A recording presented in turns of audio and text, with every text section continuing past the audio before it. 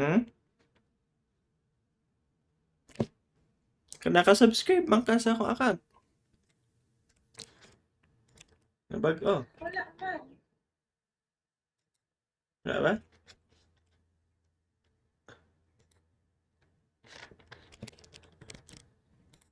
Di ay? Kamusta lang? Okay na yan. I'ma send. Ayun na, hindi ko malanta. Ah! Abi ta, okay na. Dapat di ka mo lantaw. Matulog na ka, bro. Mag-chat GPT na ka.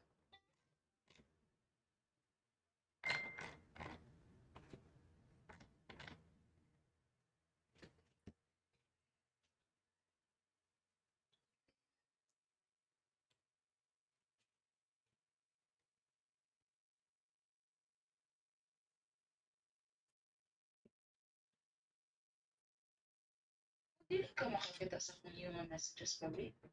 No? What? Paano to? Wala ko sa akin. Musing ka galit sa akong messages tapos. Hindi mo reply yan. Right. Please. Please lang. Di ba ilalim mag-open ka nung og tawag ni? Og OBS then walay shit. This guy. Yawa. Bennett. Bennett.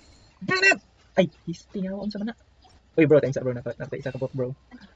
Ato ni Queen. Bro, ako paki grass bro. Sino bro? Sino kanta na bro? Please, please. Yawa. Okay. Dilo! Dilo!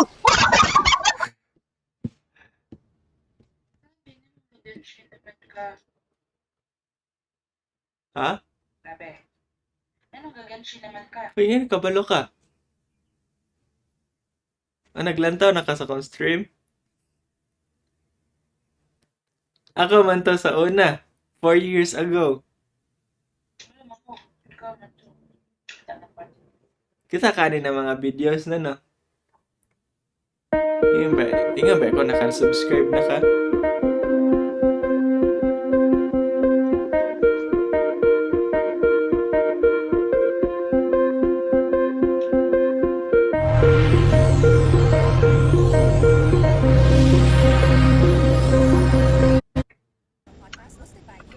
Pati ang drawing ni Brains sa una.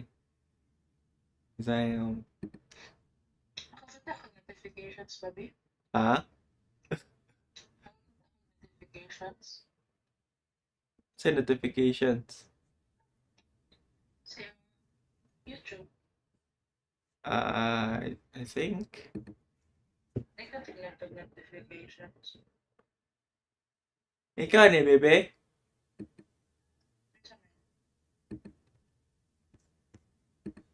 Ikaw ni, dili.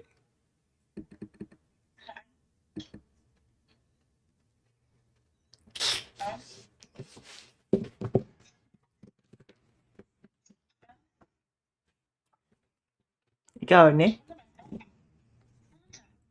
Kini.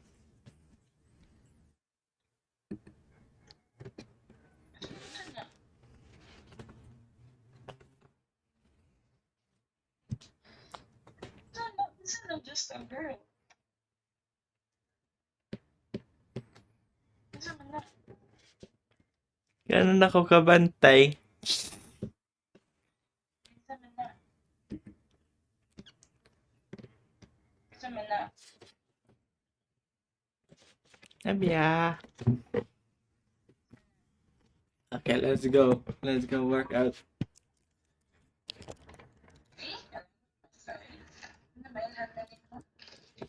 Kabalo man ko na nag-subscribe na ka. Giingnan man ta ka before unsa kong bagong channel. Ikaw ra may kabalo. Giingnan ta ka. Ilang dia.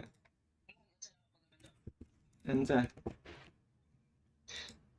Diba, nakalagin mo din mo ang email dito sa buang. What? Switch account na. Ay, ako po, nabalhin ko YouTube, babe. It's because nalagin ka. Ato lang yung nakaporos kay Abigail. Tabalo siya sa ako ang YouTube. So, meaning maglantaw siya sa kulitas ng mga pamita mo sa live. Hindi ko ganahan. What? Naging ko yung account. Pag-open ako ng Switch account ko, it's to make another. Daw nakita na ko na. Yung mga account tapan niya, drop of trades. Drop of trades. But ni mo ging na man ta kagad. Promise. Promise. And pala na ako, open na ako. Ano yung bago? Tapos ako lang i-search. Okay. But ni ma? Sloy tayo. Wala tawag sa kuha. Ay, inani mo ako man ta plano kay para ko mysterious naman ng random ganang anime. But ni ma?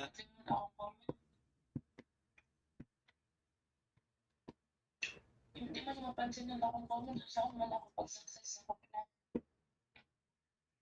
Tapos dapat pasukog ko mo. Pagkasama lang babae nagkamag-comment.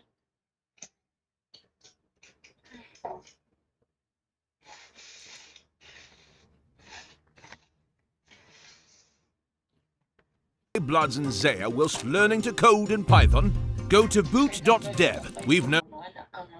On the 23rd of August, 2025, what was supposed to be a family-friendly wrestling event turned into a horrific crime scene as kick streamer Raja Jackson slammed his opponent, Psycho Stu, onto the mat, knocking him out cold and following up with 23 punches to the head. The blows only stopped because someone intervened, forcibly pulling Raja off and restraining him, meaning he looked like he had every intent to continue attacking Stu until he was dead. This was not a screw job, it was not an accident, it looked like attempted murder. And all of it was witnessed not just by the audience in person, but also by thousands of people watching it all go down on Kick. This incident became so notorious that even Mr. Beast weighed in, offering Stu his help. But the amount of eyes on it also led people to asking a very important question. What led up to this incident? Well, we can start by introducing Raja, which we can only do if we introduce legendary former UFC light heavyweight champion Quinton Rampage Jackson, his father. Before he was even in the UFC, Rampage was already making a name for himself in the Japanese MMA promotion Pride FC, where he was both fearless and brutal, with his most famous highlight being his powerbomb knockout. Area there. No, it's dangerous. He's got to get out. Right, but then I told you he'd pick him up and slip him to the He's out. This move is so dangerous that there are some people who think it should be made illegal in the UFC, since comparable moves like the pile driver, where you slam someone's head or neck onto the mat, already are. But despite how much attention he drew in his fights, what really made Rampage's name was his personality outside of the octagon. Unlike many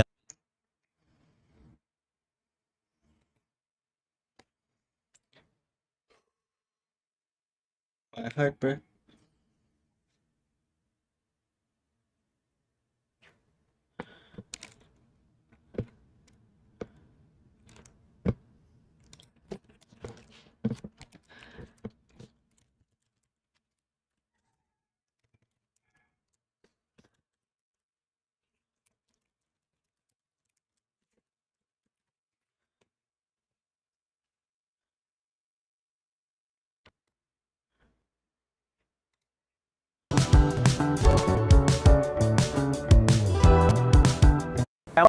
which build full body strength with an emphasis on your core, shoulders, and legs.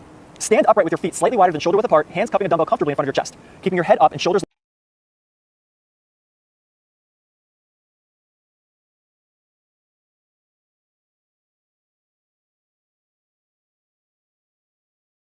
locked down. Drop your hips while pushing your knees outwards so they're in line with your toes. Squat down until your hips are below the plane of your knees. Stand back up to the starting position, pushing through your heels. Here are 3 common floor mistakes. Knees cave in. Not squatting low enough. Heels coming off the ground. It's important for me to... Okay.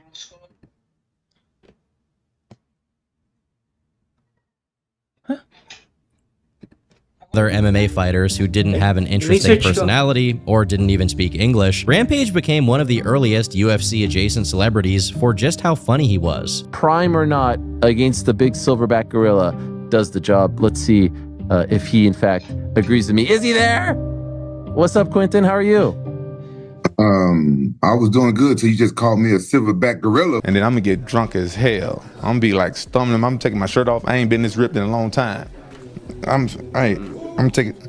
He just said, I just This interview is over. No. I was just trying to reaffirm. What's your wife's name? Frank? With his clear talent on the mic, finding himself a career after his fighting days were over proved to be an easy task. Years after his last fight, Rampage had a stable online presence with his podcast, Jackson. You've probably seen some clips of it if your shorts get the MMA algorithm, but even if they don't, you may still have seen Rampage on Matan Evans' podcast. How many midgets to beat you in a fight? 100. How would you work around 50?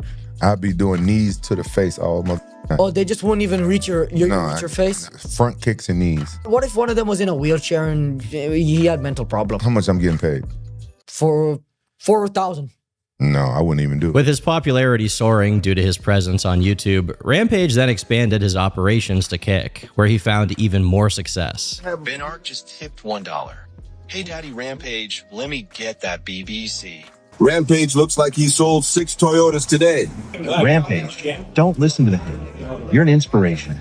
Thank you for doing all you do, especially for the gays. Tell Rampage acts like he doesn't go to the gay clubs and takes the guys home and comes out the room limping from the vein ass. Oh, that's funny to you? That's your dad they talking about. Oh, yeah. You know what I'm saying? Let somebody say something about my dad. Just see how I act. You know? Listen, but you laugh. You laughing. It's your dad, though. It's only because it caught me off guard. That's the only reason why I laugh. Hey, y'all can't be saying about him. He don't be going to no goddamn gay club. As you may have noticed, in many clips of Rampage's streams, his son, Raja, is with him, and that's how people were mainly introduced to him. Raja is one of the 5 children Rampage had with 3 different women, with Raja's mother unfortunately passing away when he was just a child. While Rampage is definitely entertaining, and at least on stream, showed that he had good communication with his son, it can be inferred that, at least early on in Raja's life, with his mother's passing and Rampage still being an active fighter who had to spend long periods of time away from home at training camps, Raja may not have had the best upbringing. It's hard growing up without a mom from such a young age. May God bless your mom's soul and keep your amazing father. Hey, yeah, I appreciate that, man. You know, maybe one day I'll open up more about it. You know, I grew up with her a little bit. It was rough when I was a kid because I barely saw her. You know, she's in heaven now. It sucks how she passed and everything, but I know she's in a better place. And to anybody else that's going through the same thing or, you know, younger, you know, my condolences and God bless. Rampage himself also seems to have always known that there's something wrong with Raja that he can't put his finger on. But all I'm going to say is that my son hasn't been the same since his mom got murdered. He hasn't. And I know that. And I've been trying to be there for him and, you know, make him laugh and cheer him up and everything, but I'm not a psychiatrist, and I know my kids. He hasn't been the same with me. Like, he's just been distant from me. Like, he want to be more of a man and more of this. Both Raja and Rampage had a history of temper tantrums, and obviously an interest in fighting. But the main difference is Rampage's mom was present, and to this day, plays a pivotal role in his life, disapproving of his more eccentric behaviors. Meanwhile, it seems like Raja lacked that centering element, which led his own father to say that some of his kids had set aside tuition money for college, while other of his kids, Raja included, had bail money. While it's definitely possible this was just a joke on Rampage's part, I can't help but think that there was some inkling of truth behind it. Regardless of these points of friction, Raja was deeply inspired by his father, which led him down the path of mixed martial arts. Raja managed to stack up 4 wins in the amateur scene before turning pro, although it was against less than stellar competition. After turning pro, he made his debut against another fighter in 2023 and lost. His next fight was canceled due to his scheduled opponent's weight issues, which seems to have generally pushed him away from the professional MMA world, along with his less than ideal performances. While following his father's footsteps as an MMA fighter seemed to be the wrong path, Raja decided to do it in another way, kick streaming. As is customary of kick streams, Raja's got pretty wild, harassing random bystanders on the street, getting in scuffles, insulting each other, pretty much par for the course stuff. I wouldn't even put this on Raja as an individual as much as it's just the kind of thing that goes on Kick. But one thing was clear throughout all of it. The star of the show was and continued to be Rampage. However much their banter seemed to be in good fun, and even their arguments were clearly played up a bit, there was undoubtedly something genuinely questionable about their dynamic, as Rampage and Raja have publicly spoken of an instance where they got into a real fight that could have left serious injuries if Rampage wasn't a trained fighter. We already got in a fight once. Oh, really? A couple, 2 years ago? Yeah. He sucker punched me. To this day, he's the only person I ever guillotined. Oh my god. I never get guillotined on nobody. I didn't want to keep punching them. I got like this 100-year-old door that turned to like a table. Yeah, it's like haunted. 200 pounds. If I would have hit my head, I would have died. Besides the violence, there was also a criminal aspect. Allegedly, Raja had previously stolen Rampage's car and caused a police chase, according to pro wrestler Doug Mallow. Despite all of these red flags that Raja could be a ticking time bomb, he and Rampage's stream moments were becoming very successful. Even if it was clear they had some issues, it was almost wholesome to see them ironing them out on stream, whether it be training together or just interacting in general. Unfortunately, if the streams were going to lead Raja to work on himself and experience personal development, it didn't come early enough, because in late August 2025, he would be the cause of a tragedy that was going to change his life forever and nearly take someone else's. On the 23rd, Raja was invited to do an IRL stream at the Knock X Pro wrestling event by his MMA coach Andre Hudson, who wrestles for the promotion under the stage name AJ Mana. Knock X Pro is a small promotion and a far cry from the spectacle that is the WWE, although it still has a loose connection as it is owned and run by former WWE superstar Rikishi, also known as the guy who rubs his ass in other wrestlers' faces. After arriving at the event, Andre led Raja backstage to meet the rest of the wrestlers performing at the event. While interacting and bantering with the guys, Raja was approached by the wrestler Psycho Stu, who was allegedly drunk at the time, with the two getting into what initially appeared to be a staged altercation, resulting in Stu smashing a beer can over Raja's head. You don't need to worry about him. Psycho You worried about Psycho Stu. Psycho Stu? What, you don't know me? Hell no. Yeah. Hey, I think that's a...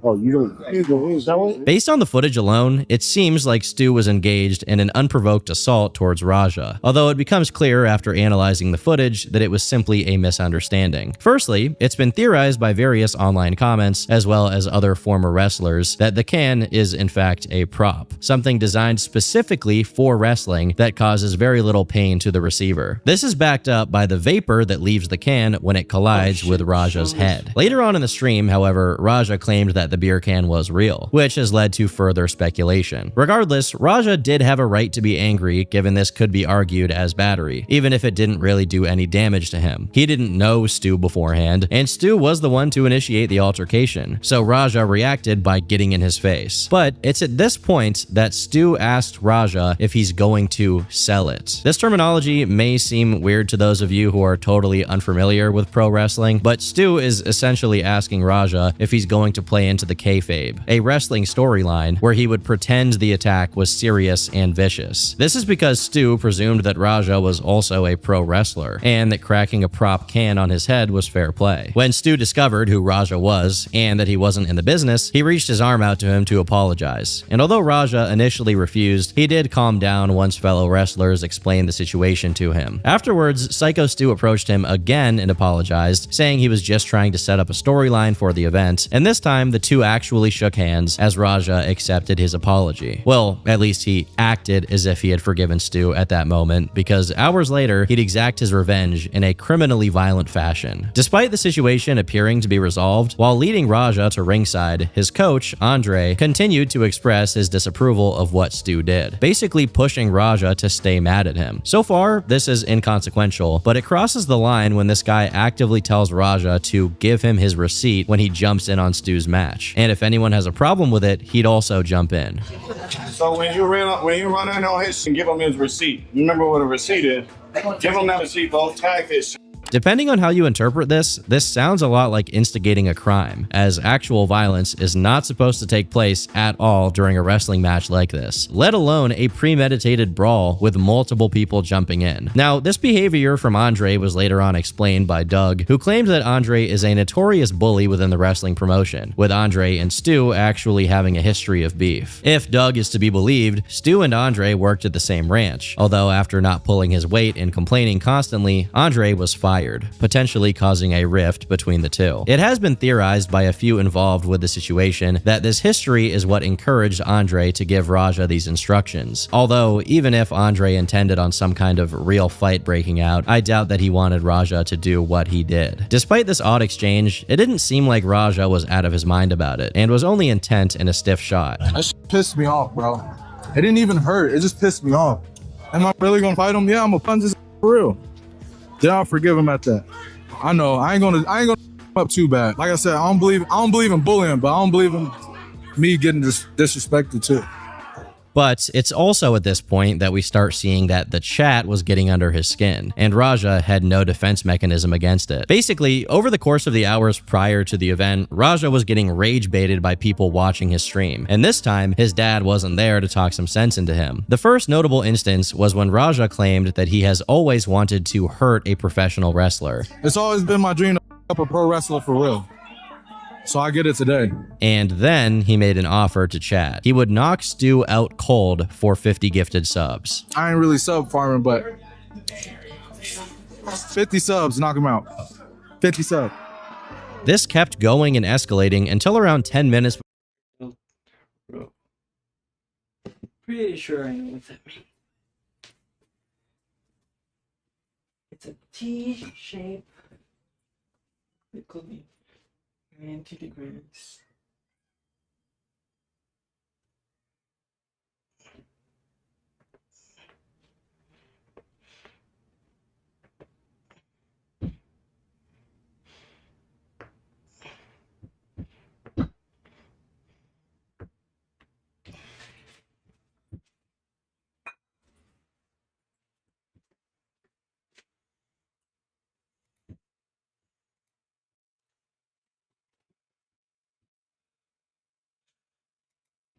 Before the match, when something extremely telling took place. Exactly. Watch.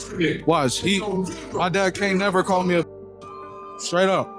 While the chat and Andre's previous interaction definitely served as accelerants to Raja's aggression, here he spontaneously brings up Rampage, almost as if he had something specific in mind that was bugging him. As Stu enters the ring, Raja silently watches, visibly shaking with anger. Then he receives his cue to enter the ring and wastes no time in viciously assaulting Stu, slamming him on his head and punching him over 20 times after he was already unconscious. It took 13 shots just for someone else to come in and intervene, but this person was just 17 years old and clearly not strong enough to pull Raja off, not to mention visibly terrified of the situation. Ringside was wrestler Doug Mallow, who later claimed he was asked by the promotion to stand by in case something went wrong with Raja. As soon as he witnessed the brutality of the assault, he would rush in and was able to pull Raja off of Stu's unconscious body. But it wasn't even over there, because once Doug intervened, a scuffle between him and Raja took place, with Raja splitting Doug's eye open with a punch before Doug returned with a headbutt, punch, and eventually a bite. Other wrestlers assisted Doug in restraining Raja before kicking him out of the venue. And keep in mind here that the wrestling event was filled with women and young children who had just been forced to watch who they thought was a random audience member violently assault a wrestler completely unprovoked. It's claimed by various people involved that if it wasn't for Doug pulling Raja off, he would have killed Psycho Stu that day, and it definitely looks like he was going for it. According to Doug, he had actually intended to restrain Raja after the attack until the police were able to come by and arrest him, although he was held back by other wrestlers, resulting in Raja continuing to stream outside the venue. Any rational person would end the stream after committing a crime as heinous as this, but Raja was already in too deep, and after leaving the venue, he continued to roam around visibly furious and screaming. Throughout this part of the stream, we can develop an idea of the mindset Raja was in that may somewhat explain the attack on Stu, as he continuously mentioned that he wasn't a coward and was tired of people belittling him. I'm gonna stand up for my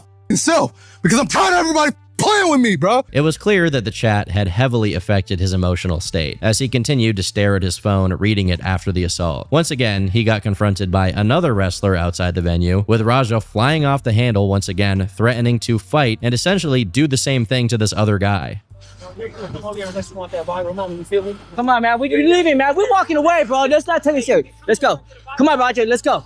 Let's go, Roger. Let's go. I don't give a you guys trying to jump me and Let's go. You ain't gonna do to me, bro. Let's go, Roger. You can't do to me. You can't with me, bro. Let's go. You can't with me. Although it appeared that this wrestler was attempting to defend his friend Stu and confront Raja, a clip later came out of the same performer shooting a promo against Rampage Jackson, while continuously plugging his Instagram in some sort of twisted attempt to get clout off of the attack of a man who was still passed out, covered in blood at the venue. Guess what? Guess what? Get off your cameras right now. Hashtag Rampage Jackson. Rampage Jackson. Rampage Jackson. With all due respect, your son came up and disrespected our show, big dog. So I'm telling you right now, your son came and disrespected our show. If you don't know me, I got barely about like 10 followers online because I'm really not that popping. But today, I'm about to get popping, I'm telling you right now. So, it's freeze underscore KPE, because that's what it is, right? Knox Pro Entertainment. All day, every day, I bleed it, bro. I'm telling you right now. As soon as you cut me, it's red and black. Knox Pro. You know who else was built from here? Another person called Jacob Fatu. Yeah, you know that one, right? You see what I'm saying? So I'm telling you right now. So listen up. You about to ask a question, I'm gonna tell you right now. Old boy busted my homie up. His son came here and busted my homie up. So Raja was urged to flee the scene by his cameraman, and while still visibly furious and breathing heavily, he got a phone call from Andre, who had just seen the clip, after discovering what had happened with Stu. He told Raja that he didn't want him to go as far as he did, before claiming they were still trying to wake Stu up within the venue. Raja simply responded, and I quote, "My bad," before hanging up. Pissed me off though, Andre. My bad. I'll call you back later. Raja clearly didn't see the severity of what he had just done, or he was just ignoring it. But for the fans and wrestlers still inside, it was harrowingly real. Stu was still passed out, and at the time, people were afraid he was actually going to die from his injuries. It was later confirmed that Raja had not only broken multiple facial bones, but also knocked out the vast majority of Stu's teeth, resulting in him choking on his teeth before the paramedics got there. He was put on a stretcher, rushed to the hospital, and placed on a breathing tube in critical condition, with no say on whether he was going to survive this animal-esque attack. Due to the nature of live streams, alongside the severity of the situation, the clip immediately began to make the rounds online, catching the attention of perhaps the person closest to Raja, Rampage Jackson, who at the time was streaming with Sneeko. Upon viewing the clip, the two were clearly extremely shocked, although Rampage's first concern was whether Raja was going to be banned on Kick, as opposed to showing any form of worry towards the man his son could have just easily murdered. Raja was, in fact, permanently banned from Kick shortly after the incident, and he remains banned to this day. So Roger broke somebody's face. My son broke somebody's face. Is Roger in trouble? Is he gonna get banned for it? At first, the news would primarily be spread around the MMA community, with various prominent figures condemning the actions of Raja. And despite mixed martial arts often being a pretty tight-knit community, this situation was far too shocking to remain just there. This would result in another response from Rampage Jackson, this time on Twitter, where the post would read, "I want to clear up the misinformation about my son Raja. I've been confirmed that the wrestler, Stuart Smith, also known as Psycho Stu, is awake and stable. Raja was unexpectedly hit in the side of the head by him moments before Smith's match. Raja was told that he could get his payback in the ring. I thought it was a part of the show. It was bad judgment and a work that went wrong. Raja is an MMA fighter and not a pro wrestler, and had no business being involved in an event like this. I don't condone my son's actions at all. He suffered a concussion from sparring only days ago and had no business doing anything remotely close to physical contact." Now, the concussion that Rampage is referring to occurred a day before the assault. During training, Raja's sparring partner would throw an irresponsible spinning kick towards him, wobbling Raja and giving him a concussion. But Rampage's tweet would continue. "As a father, I'm deeply concerned with his health and the well-being of Mr. Smith. That being said, I'm very upset that any of this happened, but my main concern now is that Mr. Smith will make a speedy recovery. I apologize on his behalf and to Kick for the situation." Now, various commenters immediately took issue with this response due to the fact that the entire event was streamed on Kick, so this narrative that it was somehow a misunderstanding could be easily unraveled by simply looking at the stream. The MMA community also mentioned how a concussion is no excuse for what can be seen as attempted murder. If that was the case, then Tito Ortiz would be a serial killer by now. I want to outlive my children. Of course, 100%. Despite the various flaws that can be seen in this response from Rampage, it still showed empathy towards Stu, and very clearly condemned the actions of his son. But the same cannot be said for Chael Sonnen. Chael Sonnen is another notorious figure within mixed martial arts, and he's similar to Rampage in the fact that his career and fame was assisted heavily by his personality, with his trash talk getting him a lot of opportunities despite the fact that he had various controversies involving performance-enhancing drugs and legal issues from the past. past, although I don't mean to bring up old business. Chael has also transitioned into an online personality, although instead of streaming on Kick, he has a YouTube channel where he would upload uncut videos of him giving his takes on various goings-on within the MMA world. Although Chael is clearly undefeated and undisputed, for many, his reaction to the Raja situation would be his first major L. First of all, it was clear to many that Chael rushed to upload the video with very little research, as he appeared to be unaware of the key details within the case when he released his take. He started the video by describing his relationship with Raja, proclaiming him to be a polite young man, before claiming that the punches didn't appear to be done with anger. It did not appear that Raja had lost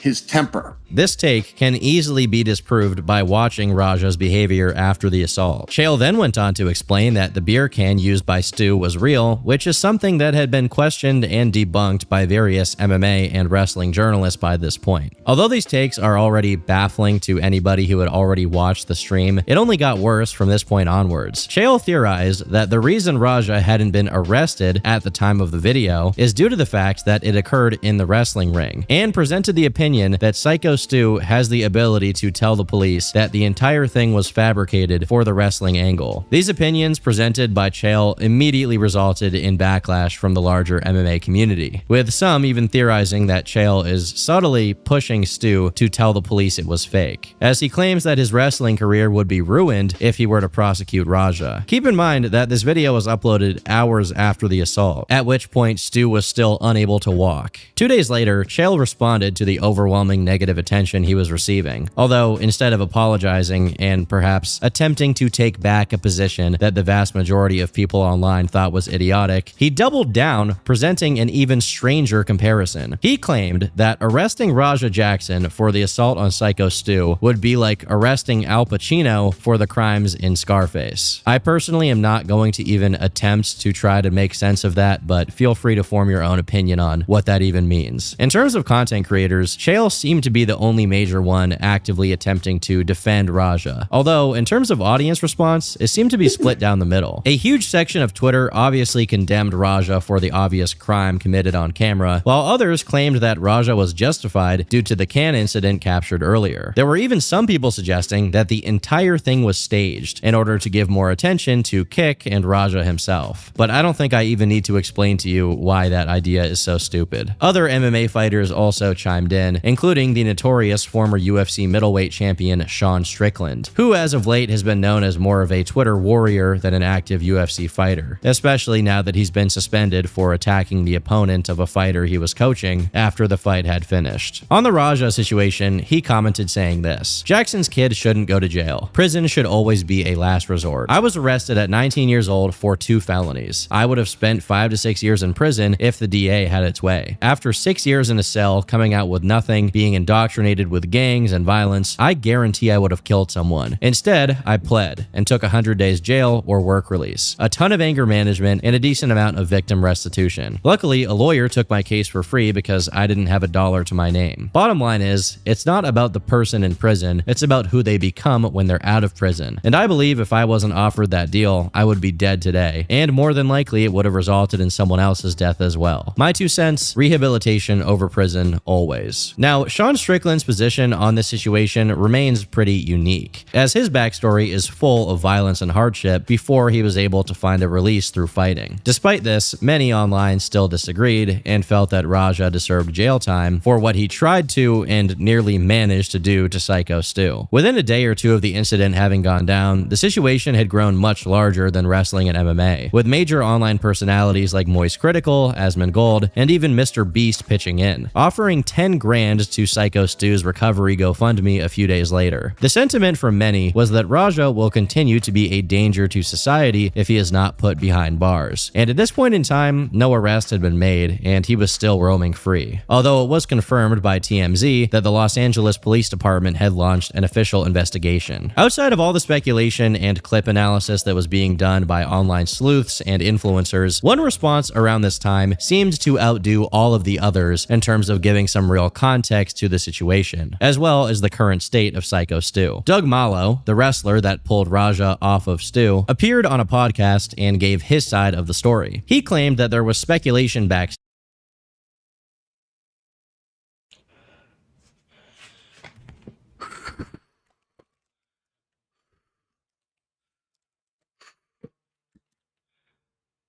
Bebe?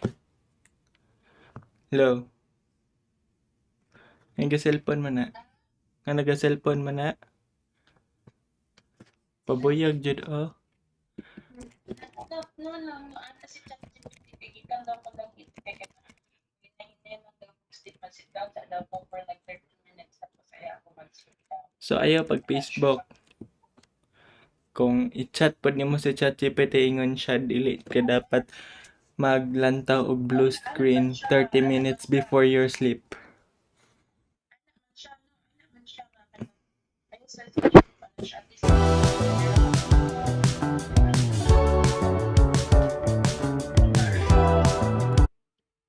to nag-scroll Sa cellphone in general.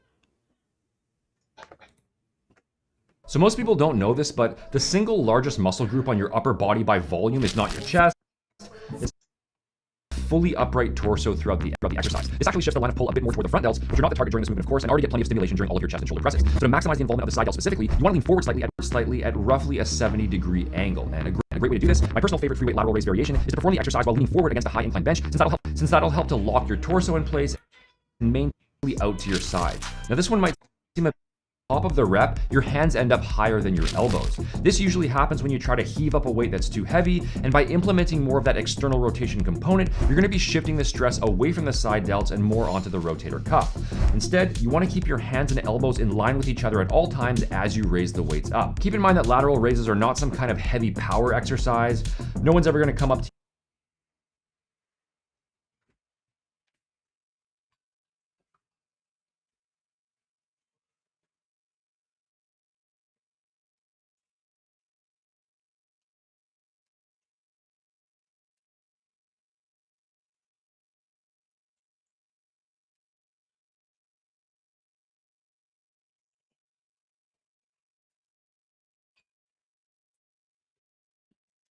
in the gym and ask, hey bro, how much do you lateral raise? Listing your lateral raise 1 rep max in your Tinder bio won't increase your matches. Trust me, I've tried that already. So think of this more as a moderate weight, slightly higher rep movement, where the emphasis is shrugging the weight upward on each rep. And this is also usually a result of trying to go excessively heavy on the exercise. If you're using a lot of momentum out of that bottom position and then really shrugging your shoulders at the top, you're going to be utilizing left side delts and more traps instead. And a good cue to prevent that excessive shrugging is to think not just about raising the weight upward on each rep, but also reaching out toward the walls at the same time. If you're finding this information helpful so far, don't forget to hit the like button and subscribe to the channel to stay up to date on future videos.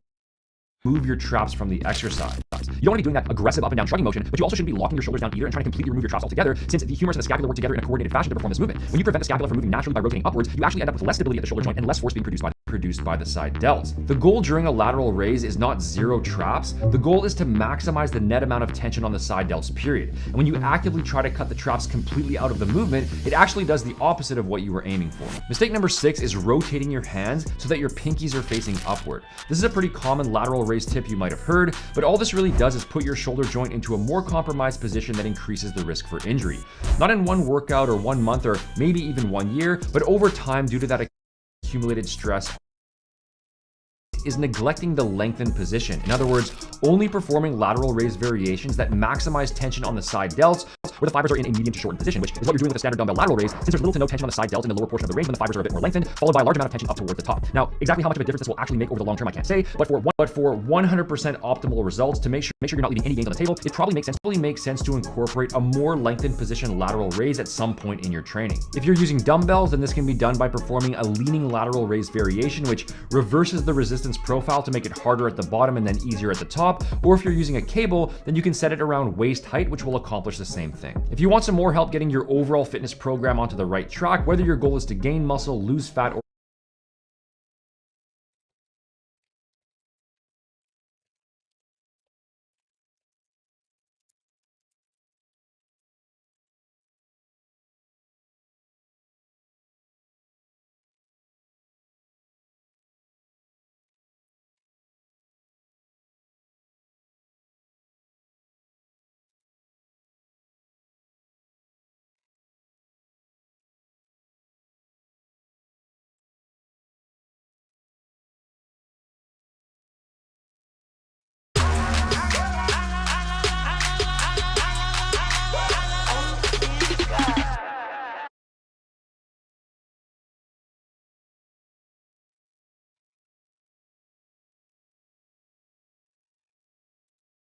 If you asked me to give you just one exercise to train your triceps for the best gains, hands down it would be the seated overhead dumbbell triceps extension, also known as a power bomb. And that's because not only does this exercise target all three heads of the triceps, because your arms are elevated overhead, you're actually placing more emphasis on the largest head, which is the long head of the triceps. But is your form preventing you from maximizing your gains? Well, let's go over the 3 golden rules and find out. Golden rule number 1, keep your back straight, your core flexed, and your hands flat on the dumbbell. Guys, if your gym has the equipment to where you can sit down and put your feet on some pegs so that you can push into them and slide your butt all the way back, use that. If not, it's not an issue. Just make sure when you're sitting in the seat, your feet aren't just on the ground, they're actually firmly planted and you're still putting pressure in your feet to slide your butt back. This is gonna help you keep your back straight. Once you're seated correctly, believe it or not, how you hold the dumbbell can actually impact how much weight you lift throughout the movement. For the rule number 2 is full range of motion. Guys, you have to remember this. Now, before we get to the third and final golden rule, be sure to check out my exercise database on my website, muscularstrength.com. You sign up. And the third and final golden rule is do not flare your elbows. And there could be 2 reasons why this is happening. Reason number 1 is because no.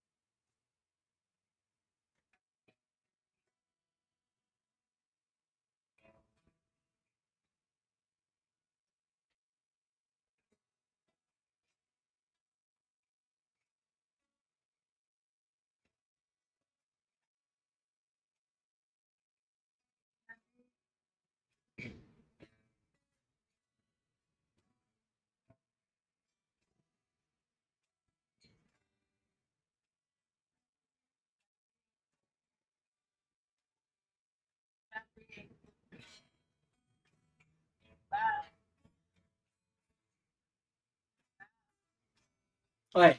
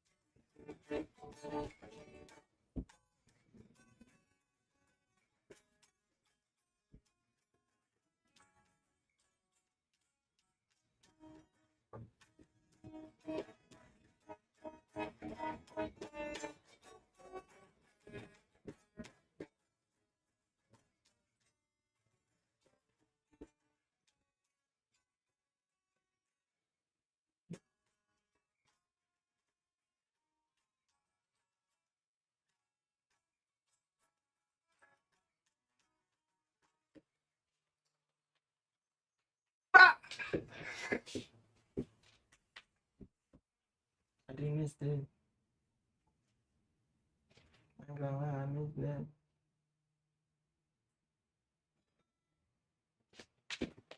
Oh, forgot. Where am I? My angle is squad. Emotional. I should have gone for emotional, bro.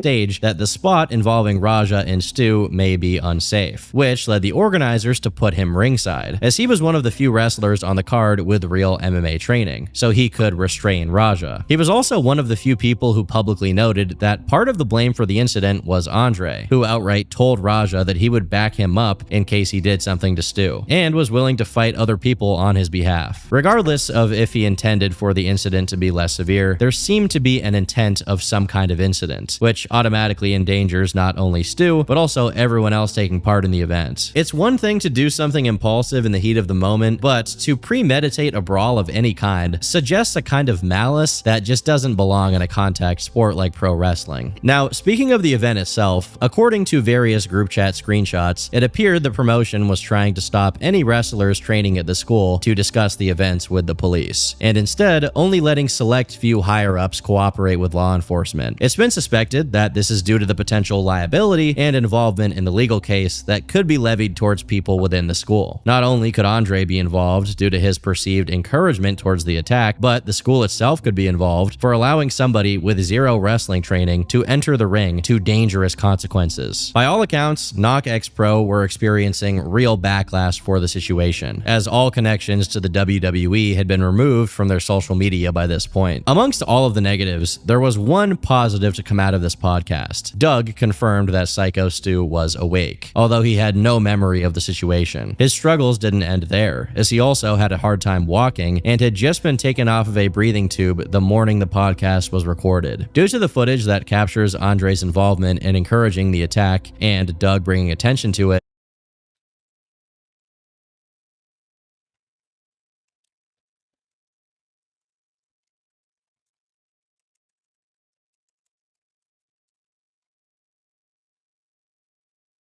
Okay.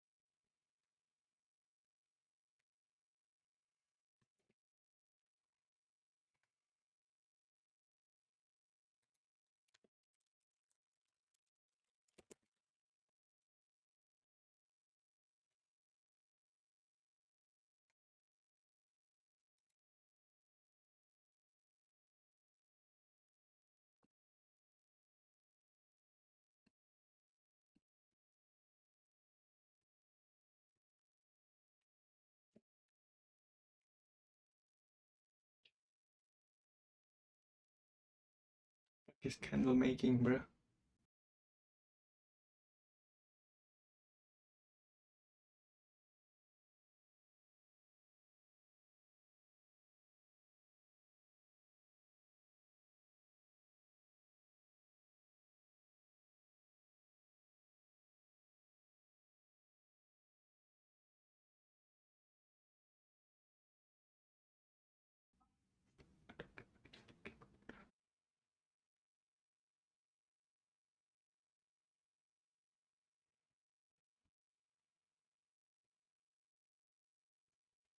Dominoes.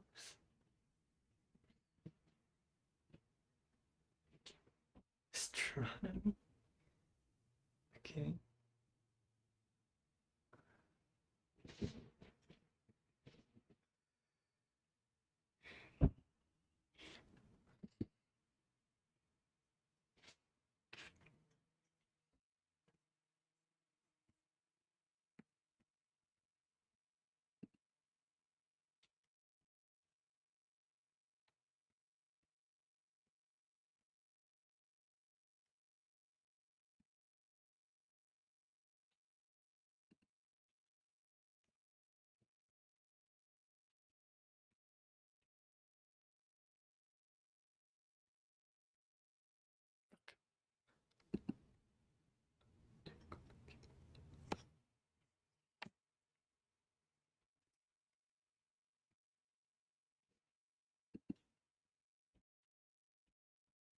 Yeah.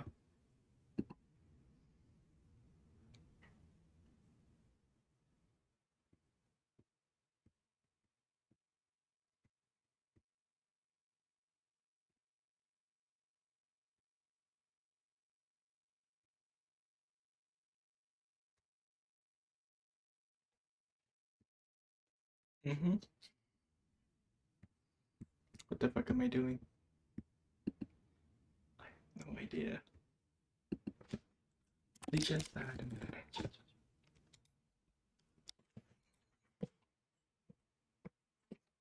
Andre also began to receive heavy backlash online, resulting in a few different responses. The first came via Instagram, and this is what he wrote. There's been a lot of speculation online about my role that night. The truth is, I was in character and speaking in the language of wrestling. Everything I said was part of the show and never intended or encouraged real harm. This was a situation that unfortunately got out of hand due to miscommunication behind the scenes. He followed that up with a podcast appearance where he would be visibly enraged, claiming that he told Stu who Raja was before the altercation, alongside another assertion that somebody within the Knock X Pro team told Raja to keep hitting Stu until somebody came and pulled him off. Now, both of these statements were given zero evidence, and the latter is dubious given how Raja reacted after the incident. It's important to note that I'm not accusing Andre of committing a crime here, but he, unlike most people at the event, did know Raja, which means he knew Raja had no experience with pro wrestling. This means that rattling off some in-character suggestions that he do something to Stu to get revenge is him being very negligent at best. A few days after the attack on Stu had taken place, Rampage returned to streaming on August 27th, and initially, his comments on the situation were pretty reasonable. I feel bad about what happened to Psycho Stu. You know, I don't condone what my son did at all. Very, very unfortunate. If I was there, things went down, but you know what I'm saying, I wasn't there. But you know what I'm saying, I'm a father, so you know, I gotta have my son's back, but I'm gonna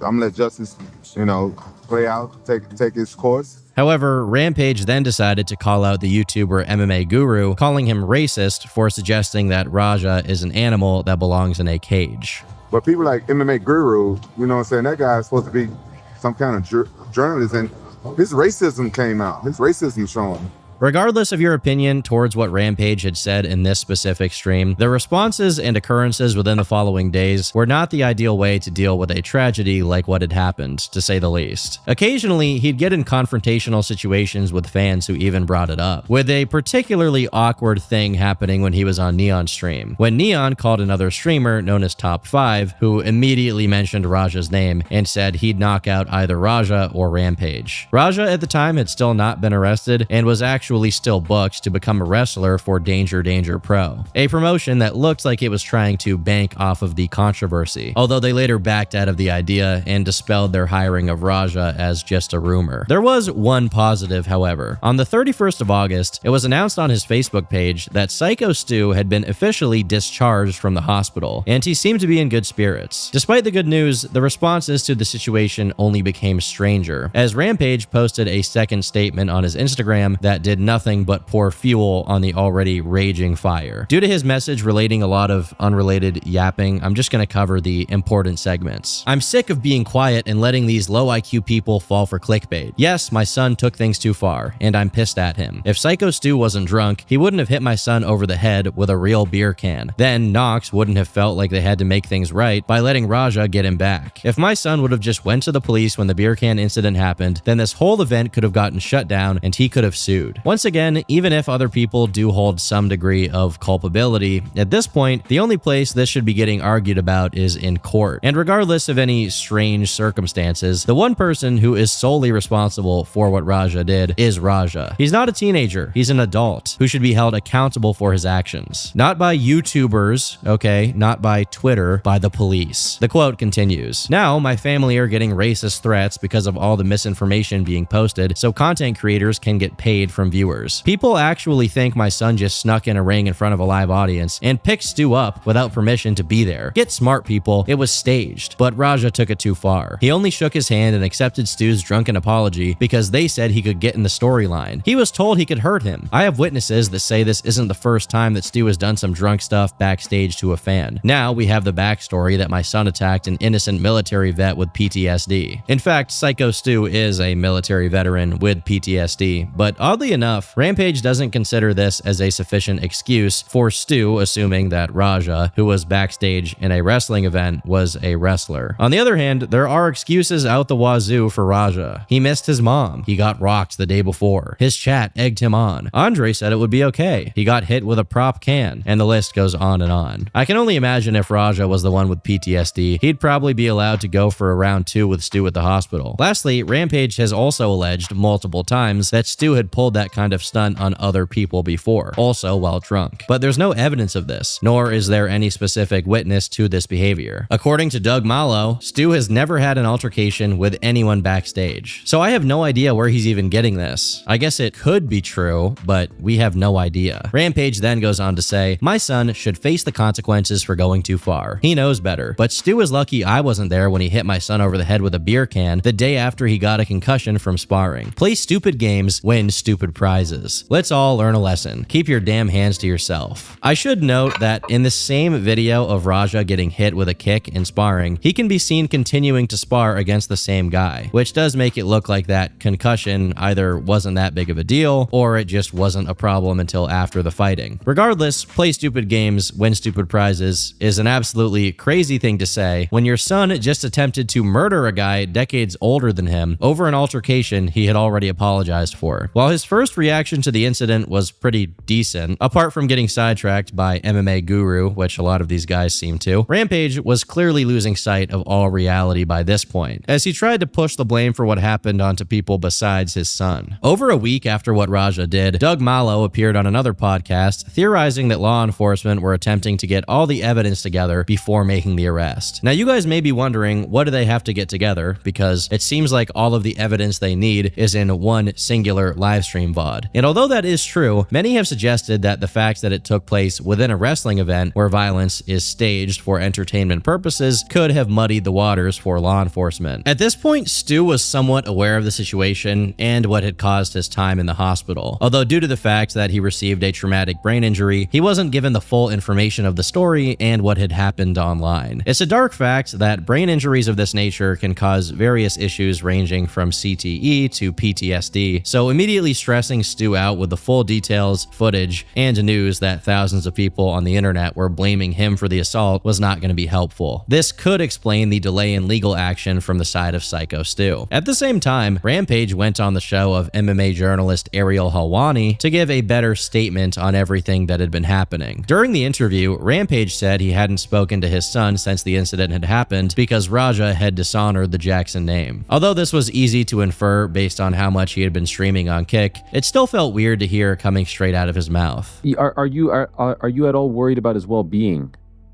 Yeah, it's my son. I am worried about his well-being. I can't imagine what it would feel like to see my son do that. I also don't think I would cut my son off if he did that. So if you are worried about his well-being, why are you not talking to him? Because he dishonored my name. So I'm not cutting him off for forever. I just haven't talked to him. But this is the worst moment of his life. He needs you now more than ever. Now, listen, I talked to him, and he hid the fact that he did this, and he put my other kids at danger based off what the other people said, and I just can't talk to him right now. I just can't.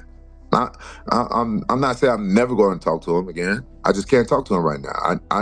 I need some time. I'm dealing with his attorneys and all this. I'm very disappointed in Raja. Like, yeah, I'm not a perfect parent, so I don't know what's the protocol to how much time. However, it didn't take long for Rampage to once again start trying to shift blame onto Psycho Stu and other people, saying that he was disappointed in Stu for him not coming forward and saying that the stunt was staged and Raja was supposed to enter the ring. Yeah, my son took it too far. He was wrong, and I don't condone what my son did. Thank God, Psycho Stu, pulled through. Got really upset with all the death threats and all this stuff, and I wanted Psycho Stu to tell his part that my son did not sneak up on him, and I never heard him say that. So now I'm upset. Now I'm upset with Psycho Stu because he didn't come out and say, "Oh, whoa, yeah, well,